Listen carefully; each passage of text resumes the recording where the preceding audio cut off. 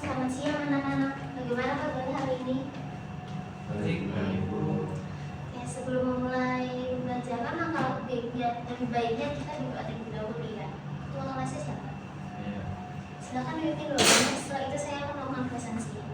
Baik, sebelum kita mulai pembelajaran pada pagi hari ini, alangkah baiknya kita berdoa. Doa menurut agama dan budaya masing-masing. Berdoa mulai.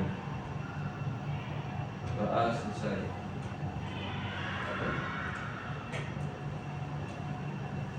Saya akan melakukan presensi ya. Zaki, Hadir, Bu.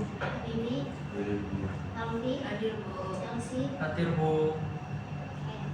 Nah, di sini sebelum saya memulai pembelajarannya, saya punya mini games untuk explain sebentar supaya kalian lebih semangat. Aturannya mudah. Misalnya saya menyebutkan satu kalimat, kalian tinggal mengucapkan satu kata lagi yang berhubungan sama materi ini. Mulai dari Chelsea ya. Indonesia, Perairan, samudra, Pasifik, perdagangan, Internasional. laut. Perikanan. Oke, bagus. Setidaknya kalian udah ada gambaran untuk materi hari ini ya.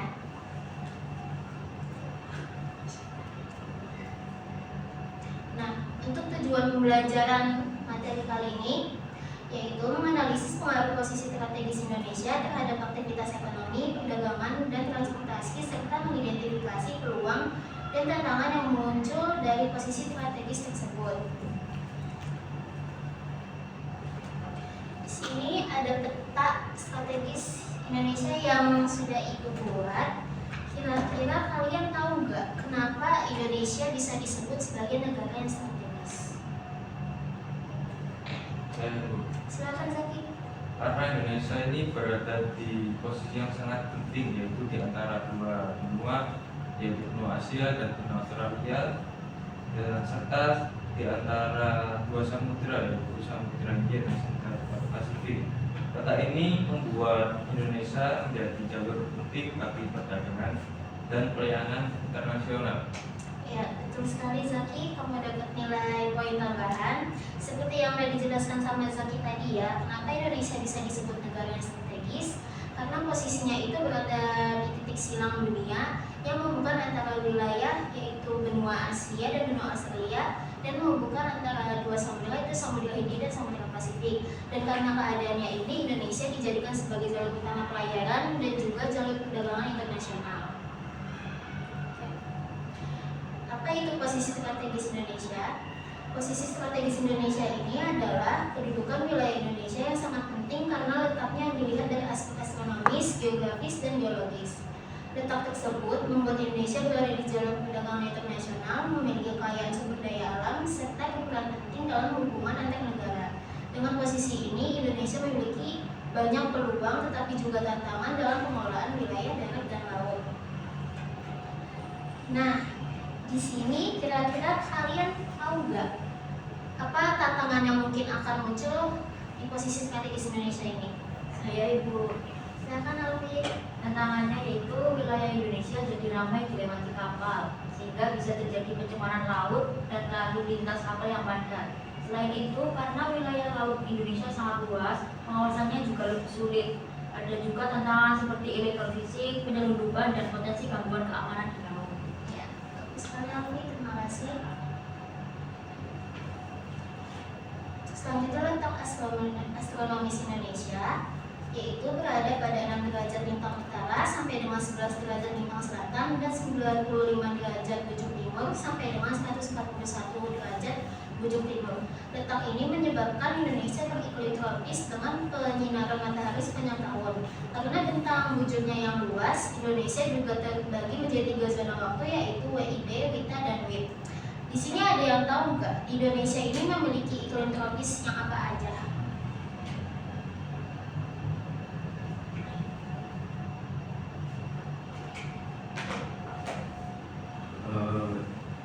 Di Indonesia sendiri mempunyai ciri iklim tropis dengan suhu udara yang cenderung hangat atau panas sepanjang tahun, dan memiliki dua musim, yaitu musim hujan dan musim kemarau. Lalu Indonesia juga mendapat penyinaran matahari di sepanjang tahun. Terima kasih Habibie.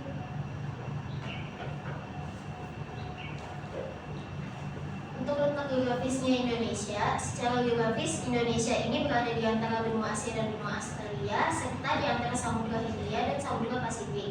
Posisi ini menjadikan Indonesia berada di jalur strategis pelayaran dan perdagangan internasional.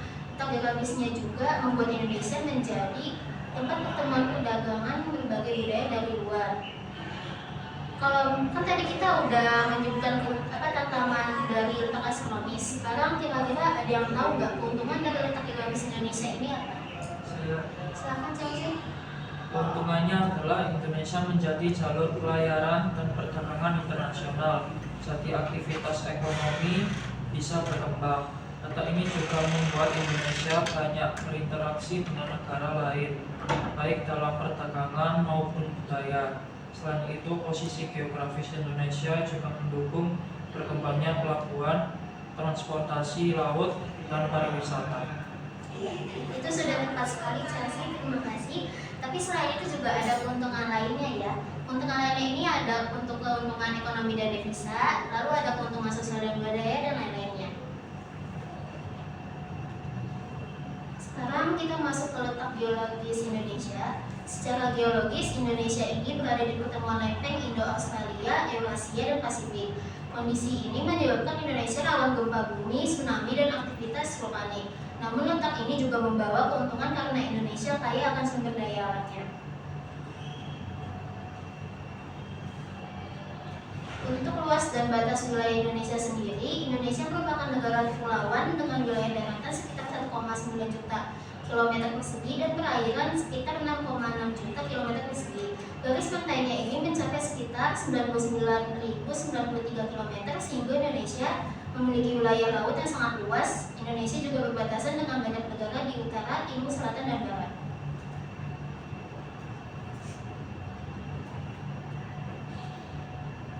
Untuk karakteristik wilayah daratannya ini, wilayah daratan Indonesia terbagi menjadi 3 zona utama, yaitu dangkalan Sunda, Walesia, dan dangkalan Cawul. Masing-masing wilayah memiliki ciri fisik yang berbeda, sehingga dataran rendah, pegunungan, hingga zona peralihan dengan laut dalam. Perbedaan ini mempengaruhi aktivitas manusia seperti pertanian, pemukiman, dan pemanfaatan sumber daya alam.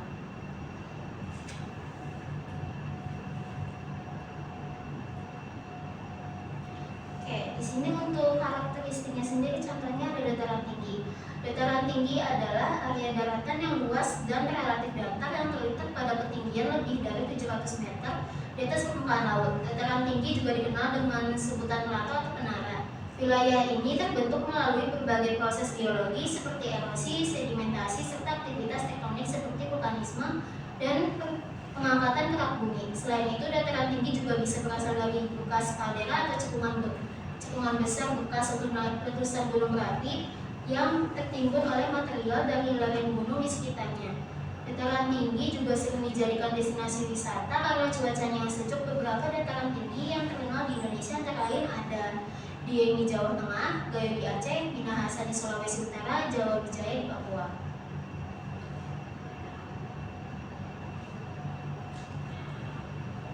Di sini untuk karakteristik wilayah perairannya, di Indonesia itu sangat luas dan terdiri atas laut dangkal serta laut dalam.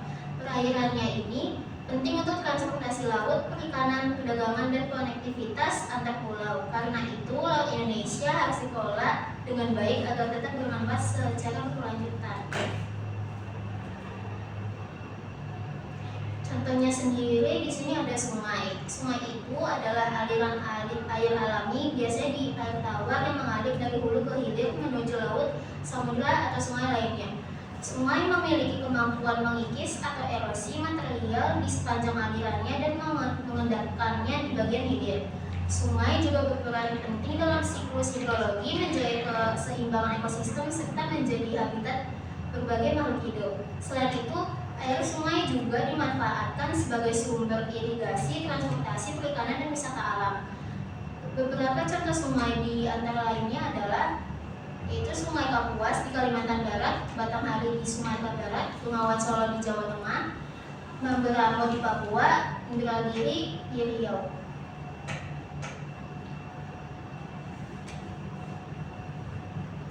Nah, di sini kita masuk ke Indonesia sebagai negara maritim. Sebagai negara maritim ini, Indonesia memiliki peran penting dalam jalur pelayaran dunia. Posisi strategis ini membuat Indonesia menjadi pemangku antar wilayah di dalam negeri maupun antar negara. Indonesia juga memiliki potensi besar di bidang transportasi laut, perdagangan, dan sumber daya alam.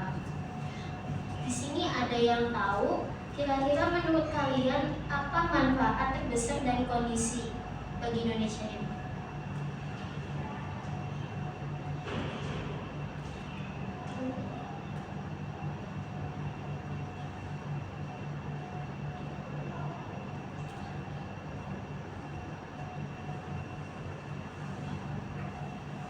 Untuk sebagai negara maritim, manfaat terbesar yang dapat didapat adalah potensi yang ekonomi kelautan yang masif dan strategis. Ini juga mencakup kekayaan sumber daya alam seperti halnya perikanan dan energi, atau juga ada juga perdagangan internasional. Posisi strategis sebagai lintasan perdagangan internasional serta efisiensi konektivitas antar pulau. Ya, terima kasih Zaki. Itu benar ya, manfaatnya ini ada pada perdagangan transportasi laut dan potensi ekonomi maritim. Selanjutnya kita masuk ke Selat Malaka. Selat Malaka ini merupakan salah satu jalur pelayaran internasional tersibuk di dunia. Banyak kapal dagang melewati jalur ini untuk aktivitas ekspor dan impor. Karena letaknya yang strategis, Indonesia memperoleh peluang di bidang perdagangan, pelabuhan, dan transportasi. Namun kondisi ini juga menimbulkan tantangan seperti padatnya lalu lintas kapal, risiko pencemaran laut, dan pengawasan wilayah perairan yang lebih sulit. Oke. Selanjutnya di sini kita akan menyimak video ya, karena setelah menyimak video ini kita akan melakukan diskusi kelompok, lalu kalian presentasikan di depan. Silakan disimak videonya baik.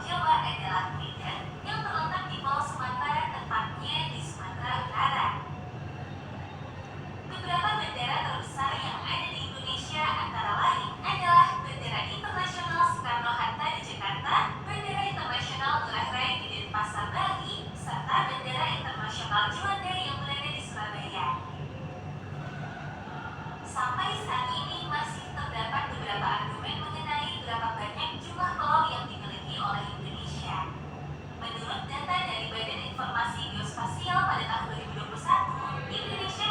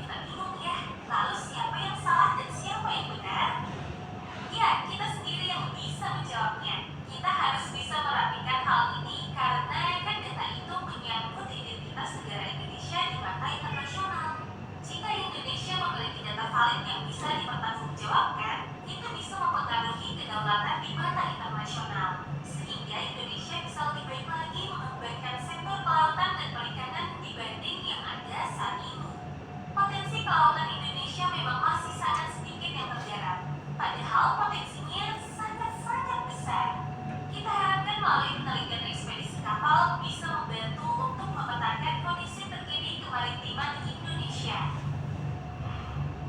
Dari sekian banyak pulau tersebut, sekitar 8.800 pulau telah memiliki nama dan ada lebih dari 900 pulau yang telah dihuni secara permanen.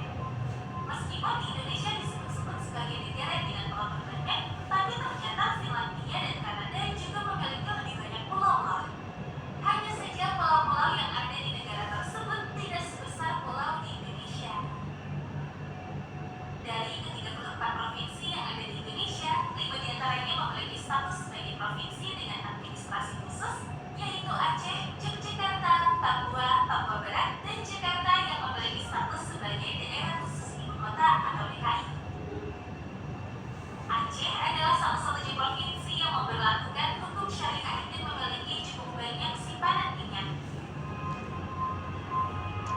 Sementara itu, Yogyakarta merupakan satu-satunya wilayah yang masih diatur oleh monarki prakolonial di mana Sultan Yogyakarta akan bertindak sebagai gubernur secara turun-temurun. Kemudian ada Papua dan Papua Barat yang sebelumnya secara kolektif menjadi satu provinsi bernama Irian Jaya. Tapi di tahun 2003, provinsi ini dibagi menjadi 2 wilayah. Bergabungnya Irian Jaya dengan Indonesia memang memiliki sejarah tersendiri. Singkatnya, setelah Indonesia memiliki kedaulatan penuh, maka semua wilayah jajahan Belanda akan menjadi bagian dari Indonesia. Tapi ternyata Belanda tetap merasa berhak atas tanah Irian Jaya yang ketika itu masih disebut sebagai Irian Barat. Sampai akhirnya permasalahan ini dibawa ke PBB dan kemudian terbentuk Perjanjian New York. Belanda mensyaratkan agar Indonesia melakukan penentuan pendapat rakyat atau peperan, dan hasil dari peperan kemudian menunjukkan bahwa Irian Barat memilih untuk tetap menjadi bagian dari Indonesia.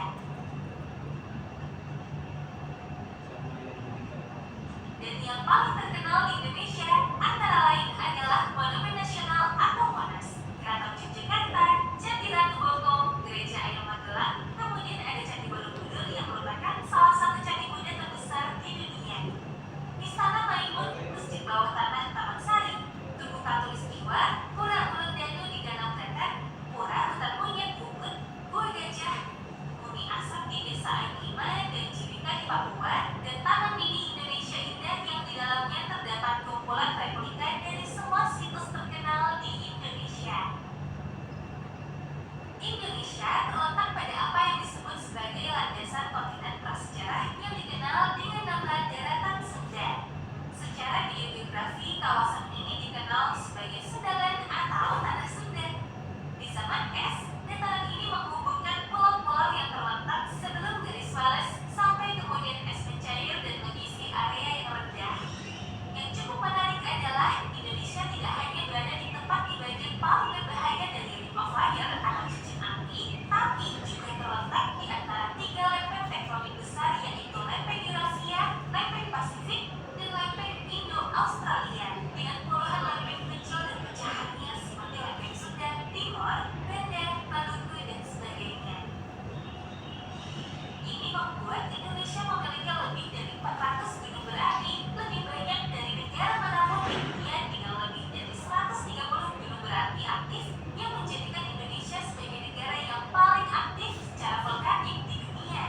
Hal ini berarti bahwa dalam sehari saja Indonesia mengalami rata-rata sekitar 4 kali gempa bumi setiap harinya, mulai dari 3 skala Richter yang tidak terasa sampai 6 skala Richter yang mulai terasa, dan kita tidak pernah tahu kapan dan di mana gempa tersebut akan terjadi.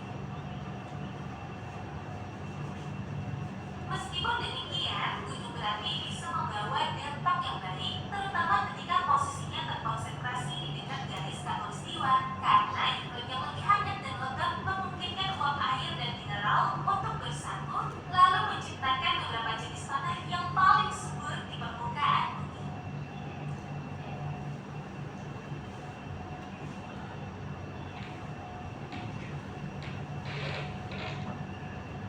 Pokoknya sih kembaliin, Miss. ISC. Jelas.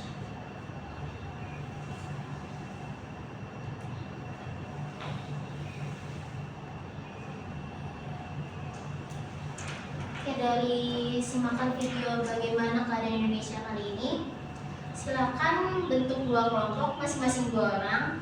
Setelah itu diskusikan materi yang sudah dipelajari, bisa dari video yang tadi sudah kita simak. Setelah itu bisa dipresentasikan hasil diskusi tersebut di depan ya. Kelompok lain bisa memberikan pertanyaan dan juga tanggapannya masing-masing. 5 menit cukup ya? Cukup Ibu. Baik.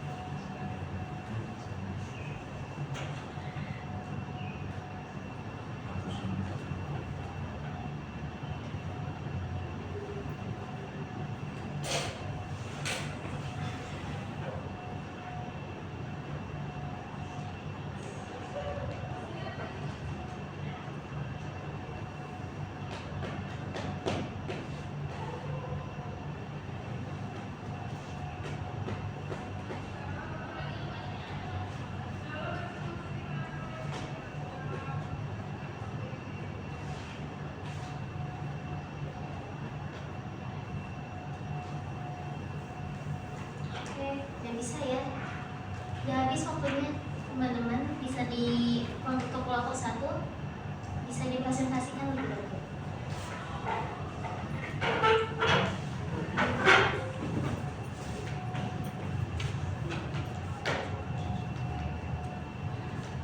Assalamualaikum warahmatullahi wabarakatuh. Waalaikumsalam. Pada kesempatan kali ini kelompok kami akan mempresentasikan hasil dari diskusi kami. Yang pertama, presentasi pertama yaitu mengenai peta astronomis Indonesia berada pada mengenai materi letak astronomis dan letak geografis. Kami dari kelompok 1 akan menjelaskan yang pertama yaitu mengenai letak astronomis Indonesia berada pada 6 derajat lintang utara, 11 derajat lintang selatan, dan 95 BT serta 141 BT. Letak ini menyebabkan Indonesia beriklim tropis, mendapat penyinaran matahari sepanjang tahun dan dibagi menjadi beberapa waktu yaitu atau zona, yaitu bagian barat, bagian tengah, dan bagian timur. Selanjutnya secara geografis juga Indonesia merupakan negara yang berada di antara 2 benua, yaitu benua Asia dan Australia. Lalu di antara juga Samudra Hindia dan juga Samudra Pasifik. Maka dari itu Indonesia berada di jalur pelayaran dan perdagangan internasional yang strategis, sekaligus menjadi tempat pertemuan berbagai budaya dari luar karena menjadi tempat tadi itu. Jadi letak astronomis dan geografis membuat Indonesia menjadi banyak peluang, terutama dalam bidang iklim, transportasi, perdagangan, dan interaksi budaya. Mungkin sekian dari kelompok kami. Mungkin ada pertanyaan dari kelompok. Silakan. Apa perbedaan letak astronomis dan letak geografis Indonesia? Mungkin perbedaan dari astronomis dan geografis sendiri merupakan astronomis sendiri itu ditentukan berdasarkan garis lintang dan juga garis bujur, sedangkan geografis itu ditentukan berdasarkan posisi wilayah Indonesia sendiri, dan itu berkaitan dengan letak benua dan juga samudra.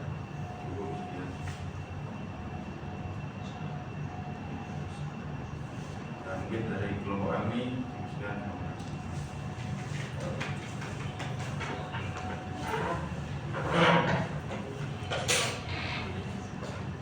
Silakan untuk kelompok selanjutnya mempresentasikan hasil diskusi.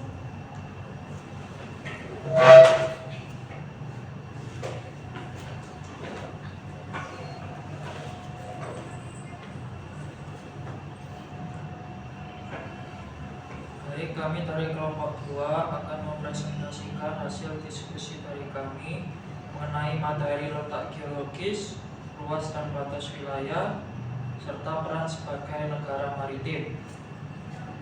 Pertama, Indonesia merupakan negara kepulauan dengan wilayah daratan sekitar 1,9 juta per kilometer dan perairan sekitar 6,6 juta per kilometer. Garis pantainya sangat panjang, sekitar 99.093 km, dan Indonesia berbatasan dengan banyak negara di utara, timur, selatan, dan barat.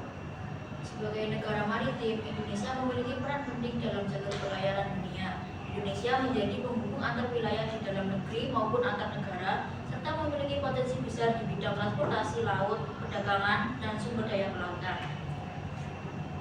Jadi posisi geologis, luas wilayah, dan peran maritim membuat Indonesia mempunyai peluang besar, tapi juga perlu dikelola dengan baik. Sekian, apakah ada pertanyaan? Baik, saya izin dulu bertanya pada kelompok 2. Mengapa sih Indonesia ini disebut juga dengan daerah yang rawan gempa bumi dan mengalami banyak terjadi hal tsunami? Baik, terima kasih pertanyaannya. Jadi Indonesia itu sering dilanda gempa bumi dan tsunami karena posisinya berada di kawasan Ring of Fire atau cincin api Pasifik dan menjadi jalur pertemuan tiga lempeng tektonik utama bumi. Kamu memperhatikan. Susah banget ya. Jadi, Indonesia sering dilanda gempa bumi dan tsunami karena posisinya berada di kawasan Ring of Fire atau cincin api Pasifik dan menjadi jalur pertemuan tiga lempeng tektonik utama dunia, yaitu lempeng Indo-Australia, Eurasia, dan Pasifik. Apa kamu jawab? Sudah. Sekian dari kelompok kami. Bila ada salah kata, mohon dimaafkan. Assalamualaikum warahmatullahi wabarakatuh. Baik, terima kasih untuk kelompok 2 yang sudah mempresentasikan hasil diskusinya. Selanjutnya, di sini Ibu udah siapin kuis kecil-kecilan aja untuk mengulang ingatan kalian soal materi hari ini lagi. Nanti satu soal Ibu akan tunjuk siapa yang menjawab ya. Soal yang pertama, letak astronomis Indonesia berada pada. Zaki, silakan.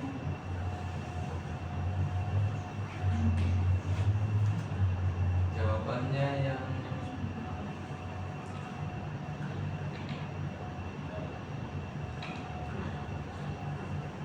air, Bu. Oke, kita lihat atau benar. Oke, benar. Soal selanjutnya, salah satu akibat dari letak geografis Indonesia adalah. Habibie, silakan. B. Indonesia berada di luar pelayanan dan perdagangan internasional. Oke, betul. Soal nomor 3, Indonesia berada di pertemuan lempeng tektonik sehingga Indonesia. Alfi, bisa? C, Bu. Oke, betul. Rawan gempa bumi, tsunami, dan aktivitas vulkanik. Soal nomor 4, wilayah Indonesia bagian barat, tengah, dan timur masing-masing dikenal sebagai Chelsea. A. Sunda, Malaysia, dan Sabur. Oke. Oke, betul. Soal yang nomor terakhir, mengapa wilayah laut Indonesia sangat penting bagi kehidupan bangsa? Zaki?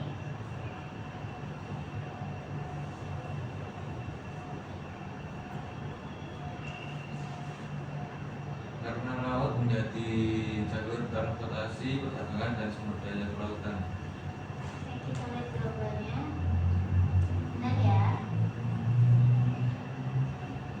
Untuk kesimpulan pada materi hari ini, yang bisa kita ambil itu ada Indonesia memiliki posisi yang sangat strategis karena letak astronomis, geografis, dan geologisnya. Posisi ini mempengaruhi iklim, zona waktu, jalur perdagangan, serta potensi sumber daya alam yang dimiliki Indonesia. Sebagai negara kepulauan dan maritim, Indonesia memiliki banyak peluang di bidang ekonomi, transportasi, dan perdagangan internasional. Namun, di sini Indonesia juga menghadapi tantangan seperti pengawasan wilayah laut, pencemaran, dan risiko bencana alam, sehingga perlu dikelola secara bijak dan berkelanjutan. Oke, sebelum pulang, aku akan kasih tugas rumah untuk kalian di sini. Buatlah peta konsep atau infografis sederhana tentang posisi strategis Indonesia dengan memuat letak astronomis, geografis, geologis, luas dan batas wilayah, serta peran Indonesia sebagai negara maritim. Untuk deadline-nya besok dikumpulkan pada ketua kelas masing-masing. Oke, sebelum mengakhiri kelas hari ini, apakah ada yang ingin bertanya? Jika tidak ada, hari ini kita sudah mempelajari materi tentang posisi strategis Indonesia dan bagaimana dampaknya terhadap kehidupan manusia. Oke, terima kasih untuk perhatiannya. Semoga materi hari ini bermanfaat. Wassalamualaikum warahmatullahi wabarakatuh. Waalaikumsalam.